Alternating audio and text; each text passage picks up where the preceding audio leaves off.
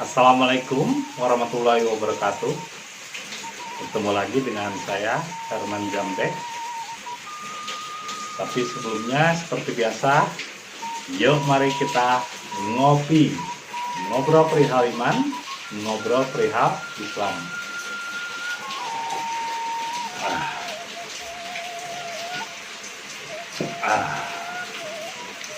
Gimana kabarnya semua Jambeker? Baik yang ada di Nusantara ataupun yang di luar Nusantara, di Malaysia, Brunei, Singapura, dan lain sebagainya. Semoga kalian sehat dan selalu ada dalam lindungannya. Kali ini saya akan membicarakan tentang apa itu manusia. Manusia itu adalah makhluk spiritual yang berperan dengan akal pikiran sebagai manusia. Jadi sebetulnya yang disebut manusia adalah makhluk cahaya yang berperan menjadi manusia dengan akal pikiran, hati, dan nafsu. Jadi ketika kita berbicara tentang apa itu manusia, berarti manusia itu awalnya harus makhluk cahaya dulu, makhluk spiritual. Jadi itu leadernya, pemimpinnya. Jadi yang disebut manusia itu adalah makhluk cahaya spiritual atau spiritual yang berperan dengan akal pikiran untuk menjadi manusia. Tapi pada umumnya kebanyakan orang di zaman sekarang itu adalah makhluk berpikir.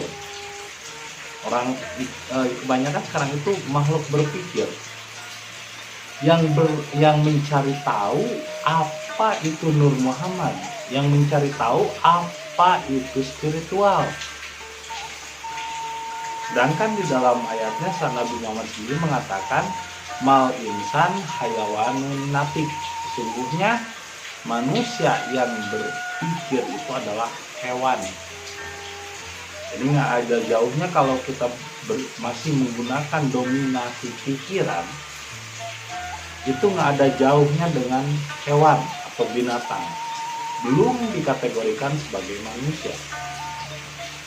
Jadi manusia itu justru adalah makhluk cahaya. Justru manusia itu adalah Nur Muhammad. Justru manusia itu adalah spiritual yang berperan menjadi manusia dengan akal pikirannya. Nah sekarang pada umumnya orang mencari-cari spiritual dengan akal. Jadi dengan akal pikiran dia makhluk berakal, dia makhluk berpikir yang mencari tahu apa itu spiritual. Bisa dipahami nggak? Jadi starting point-nya yang disebut manusia itu adalah makhluk spiritual, makhluk cahaya.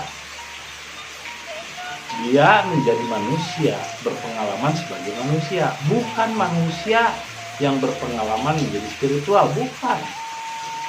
Jadi manusia itu adalah makhluk spiritual yang pengalamannya sebagai manusia. Seperti sekarang, saya makhluk spiritual yang berbicara kepada Anda dengan akal, dengan hati dan nafsu saya membicarakan. Jadi pikiran, hati dan nafsu hanya dipakai sebagai perintah atas spiritual dan Nur Muhammad. Karena intinya hidup itu adalah makhluk spiritual dong. Tapi starting point kebanyakan orang ini adalah makhluk berpikir.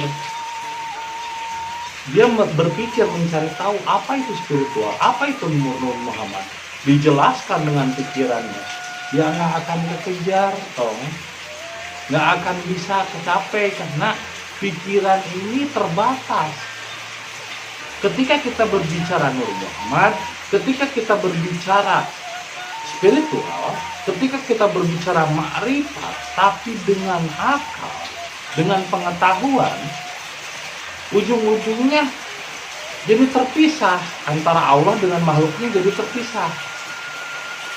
Jadi Allah di mana, dia di mana. Akhirnya Allah di atas arsy. Padahal arsi yang dimaksud adalah pikiran. Jadi akhirnya Tuhan itu hanya ada di pikiran, akhirnya membentuk sosok yang terpisah dengan makhluknya. Karena pikiran ini terbatas kapasitas cara berpikirnya kepada benda. Dia tidak mampu memikirkan sesuatu di luar bentuk. Dia hanya bisa memikirkan sesuatu itu kalau ada bentuknya, kalau ada wujudnya.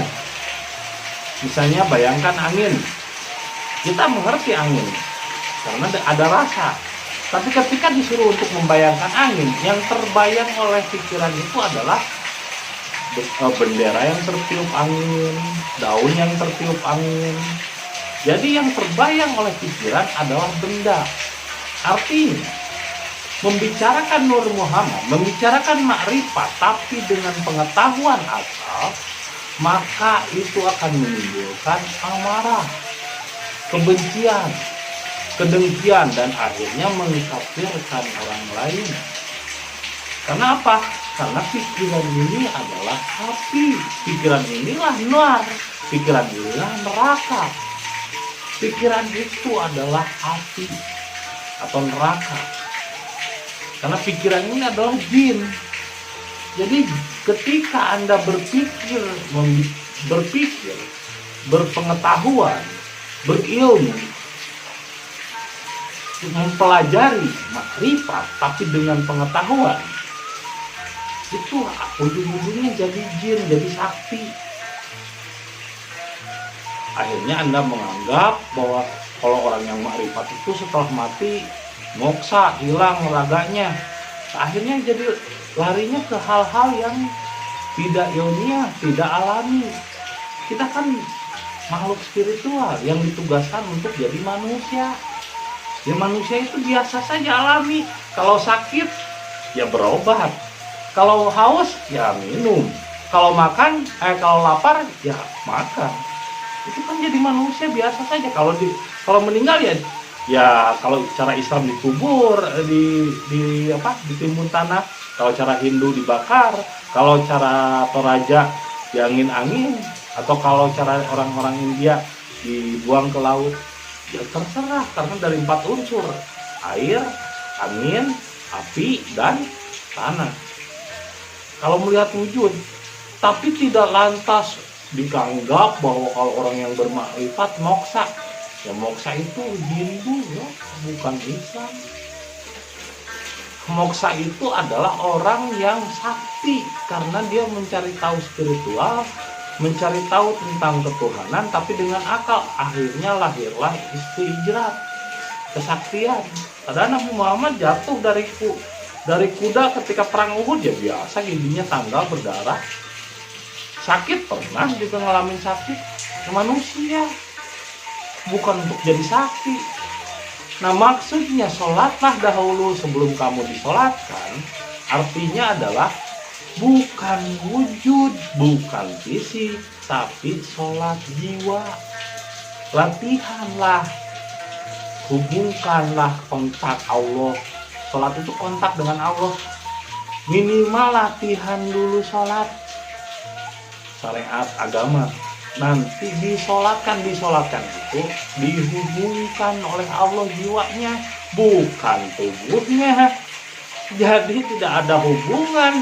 Kalau orang setelah mati moksa, nggak ada jasadnya, nggak ada. Itu jadi lahirnya ke istijrat, jadi ke hayalan atau pikiran. Inilah makhluk berpikir yang berbicara Nur Muhammad, yang berbicara spiritual. Akhirnya Tuhan pun diterjemahkan menurut akal. Kalau akal itu kan terbatas kepada wujud.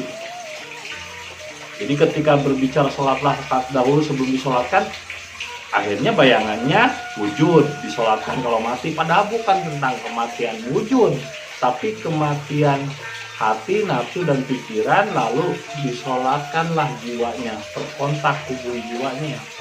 Bukan moksa, tapi karena dipelajari oleh akal, maka jadilah istijrat. Jadi ini permasalahannya, hakikat makrifat dipahami, dipelajari akal, lahirnya menjadi hal-hal yang istidrat, hal-hal yang dunia jin, dunia kesaktian. Karena kesaktian ini adanya di jin, di pikiran. Dan nafsu adalah iblis, sehingga muncullah nafsu. Hatinya terbakar. Akhirnya seperti binatang, semua orang harus seragam pemikirannya dengannya. Kalau tidak seragam, dianggap kafir jindi, dianggap sesat lah. Karena apa? Karena di dalam jiwanya tidak ada kedamaian. Itulah pikiran. Pikiran itu tidak akan pernah damai, bro. Mau tidur aja kalau terus mikir, nggak pernah damai. Tapi kalau berserah diri atau Islam, pikirannya diserahkan sama Allah, akhirnya muncullah cahaya Nur Muhammad dalam diri kita. Kita damai, kita tidak akan pernah terusik dengan apapun pernyataan orang lain. Meskipun pernyataan itu berbeda dengan apa yang kita pikirkan, ya terserah, nggak apa-apa. Karena apa? Perbedaan itu rahmat. Tomat tumbuh dengan cara tomat, cabai tumbuh dengan cara cabai, mentimun tumbuh dengan cara mentimun. Tidak bisa dipaksa mentimun untuk tumbuh seperti cabai. Karena apa? Masing-masing memiliki habitatnya sendiri. Nah, ketika manusia banyak berpikir dan mencari tahu tentang ketuhanan dengan pengetahuan akal, maka jadilah binatang. Di mana sifat binatang itu, kalau harimau bersama kelompok harimau, kerbau bersama kelompok kerbau, kambing bersama kelompok kambing. Tidak bisa kambing berteman dengan harimau, yang ada kambing dimakan harimau karena habitatnya berbeda. Nah, ketika kita marah, emosi terhadap perbedaan yang cara berpikirnya berbeda dengan orang lain, maka dapat dipastikan berarti adalah makhluk berpikir, dan itu adalah hewan, bukan manusia. Amal insan hayawanun natik. Sesungguhnya manusia yang berpikir itu adalah hewan. Jadi kalau yang disebut manusia adalah makhluk spiritual yang menjalani kehidupannya dan berperan menjadi manusia dengan akal sebagai medianya, sebagai kendaraan. Jadi akal ini sebagai media saja, sebagai kendaraan kayak motor. Jadi akal itu hanya, pikiran itu hanya dijadikan kendaraan. Nah, misalnya Anda naik mobil atau motor misalnya. Mobil ini nafsu atau pikiran itu, nafsu, pikiran, hati itu hanya kendaraan. Mobil misalnya pergi ke teman Anda, sampai ke rumah teman Anda, otomatis mobil itu ditinggalkan dan Anda masuk ke rumah teman Anda. Jadi tidak selalu harus digenggam. Nah, kalau Anda menggenggam kebenaran yang dipahami akal, ini seperti monyet.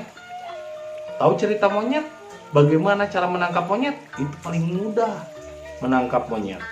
Kenapa? Monyet itu bodoh, tapi dia merasa cerdik. Kalau dikejar monyet, kalau kalian misalnya mau mengejar monyet, itu nggak akan dapat sampai kapanpun. Karena monyet itu cerdik, ya kan, bisa loncat dari satu pohon ke pohon lain. Tapi apa yang dilakukan manusia, kelebihan manusia adalah tahu bahwa kelemahan monyet adalah ketika dia menggenggam sesuatu, dia tidak mau melepaskannya. Maka manusia-manusia yang lebih tinggi derajatnya dari hewan, dia memasukkan makanan ke dalam botol-botol beling, kendi, disimpan di tanah, kendinya dipakai tali. Terus kendinya cuman masuk tangan aja, monyet masuk tangan, tapi dalam kendi itu banyak kacang-kacangan dan makanan. Lalu kendi itu dipasang 3 atau 4 sambil ditanam di tanah. Di Afrika begitu cara nangkap monyet. Jadi tidak perlu dikejar monyetnya. Dia siapin kendi aja yang lubang kendinya itu atau lubang botolnya itu cukup untuk masuk tangan monyet. Di dalamnya diisi buah-buahan dan makanan untuk monyet. Nah, lalu ditabur juga di sekitarnya. Kan otomatis monyet pada turun tuh ngambilin makanan.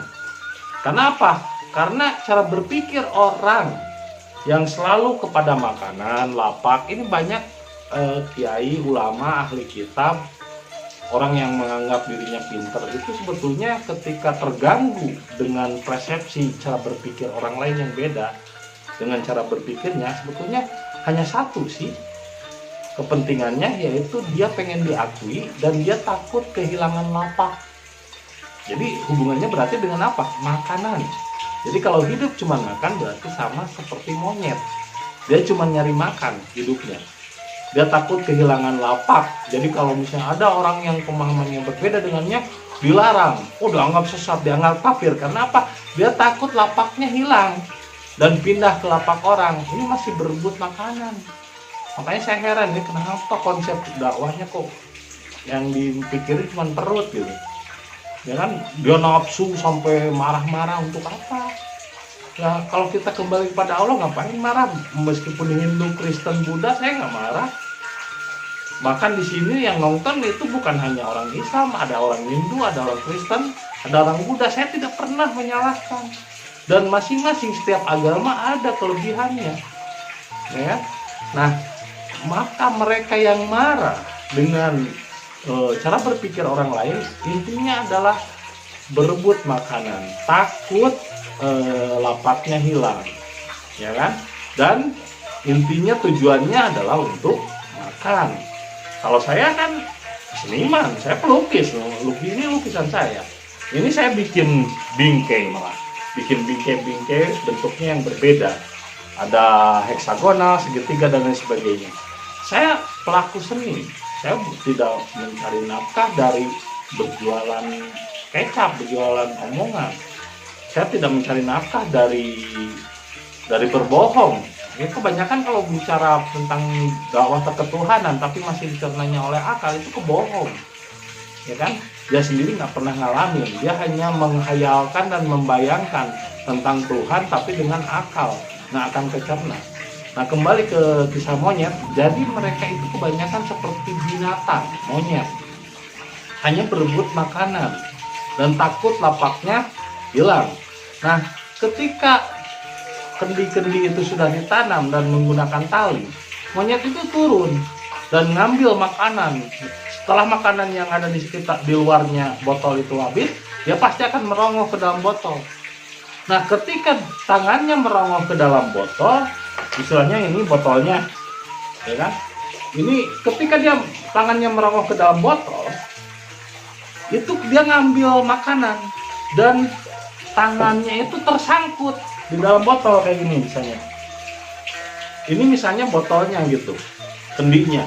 Ini cuma masuk tangan monyet. Nah, tangan monyet itu masuk ke dalam ngambil makanan. Ketika dia sudah ngambil makanan, dia tidak mau melepas makanan yang sudah dipegangnya itu. Akhirnya dia terjebak dalam kendi itu yang ditanam di tanah. Dan akhirnya para petani atau orang-orang Afrika dengan gampang mengambil monyet itu karena dia tidak mau melepas tangannya dari makanannya itu. Nah, itulah kebodohan monyet. Jadi ketika manusia tidak mau melepas apa yang diyakininya benar, menurut pikirannya, menurut pelajarannya, ini nggak ada ubahnya dengan monyet, nggak ada ubahnya dengan kerak. Karena kita itu bukan makhluk berpikir, bro. Kita itu makhluk spiritual yang berperan menjadi manusia dengan akal pikiran sebagai kendaraannya. Ini kok sekarang banyak orang yang berbicara makrifat, berbicara Nur Muhammad, tapi yang berperannya itu malah dia makhluk berpikir. Makhluk berpikir yang berperan jadi apa? Jadi jin. Karena makhluk berpikir itu jadi jin. Kalau pikiran jadi rajanya, kalau pikiran jadi dalangnya, maka Tuhan tidak akan menyelimuti di dalam dirinya, tidak akan beserta dengan hidupnya. Kenapa? Pikiran itu sendiri adalah cover, menutup. Karena kalau kita berpikir, justru disitulah Tuhan tidak hadir dalam diri kita. Karena pikiran ini cover, menutup. Coba kalau kita berserah diri, kenapa kita harus menyerah? Karena pikiran itu diserahkan. Kenapa kita disuruh sujud? Pikiran untuk tunduk. Nah, kalau kita berpikir tentang Tuhan, tapi dengan akal, dengan pengetahuan akal, justru semakin jauh dari Tuhan. Akhirnya Tuhan jadi terpisah dengan makhluknya. Jadi Tuhan itu meliputi bro, di dalam yang paling dalam dan di luar yang paling luas. Makanya kenapa Allah meniupkan ruh. Ruh itu bukan ciptaan, bukan makhluk. Ruh itu adalah bagian dari aku. Wa nafaha ruhi, dan aku tiupkan ruhku. Jadi ruh itu memang bukan Allah, tapi zat atau energi Allah. Kalau dikatakan dalam listrik, ruh itu adalah kabel. Tapi ruh itu bisa menyambung dengan Allah ketika kalian tidak mempelajari makrifat dan hakikat dengan akal. Karena hakikat dan makrifat tidak bisa dipelajari dengan akal. Hakikat dan makrifat hanya bisa dilakukan dengan 3 hal: sabar, tawakal, dan ikhlas. Dan tidak marah ketika ada yang berbeda paham. Karena Islam itu rahmatan lil alamin, tidak harus seragam. Yang seragam itu adalah binatang. Yang suka marah-marah itu adalah kepiting. Kepiting udah marah, makanya gampang. Tadi cara ngambil cara nangkep kera kan, cara nangkep kera gampang gitu. Sediain botol aja yang cukup untuk tangannya, terus dikasih di dalam botolnya dikasih dikasih makanan, dia akan terjebak tangannya. Nah, kalau kepiting kita tinggal kasih batu pakai tali, terus turunin ke laut, terus deketin batu sama talinya ke kepiting, terus aja dideketin, istilahnya kalau di Sunda dikoer-koer gitu, digebuk-gebukin ke kepitingnya. Nah, kepiting ini cepat marah, makanya digambarkan di film SpongeBob SquarePants, bosnya itu si Crab. Si Crab ini cepat marah, terus dia kalau ke duit dia haus. Kalau berbicara big uang, berbicara lapak, berbicara uang, pasti dia nomor 1. Ini kepiting ini cepat marah. Ketika dia ada tali terus ganggu dia dengan batu, akhirnya dicapit sama capitnya. Dan ketika dicapit dia tidak mau melepas capitnya itu. Akhirnya kita tinggal ngangkat talinya itu.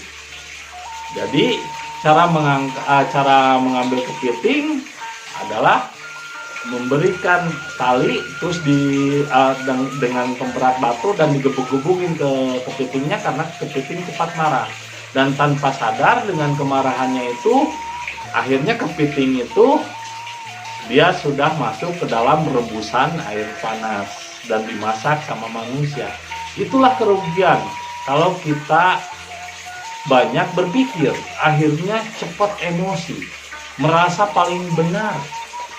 Nah, harusnya makhluk spiritual itu adalah benar dalam merasa, bukan merasa benar.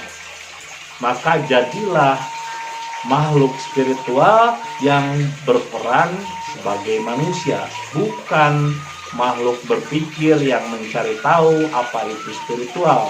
Itu masih meraba-raba dan masih berhayal. Jadilah makhluk spiritual yang berperan dengan pikiran sebagai manusia, bukan makhluk berpikir.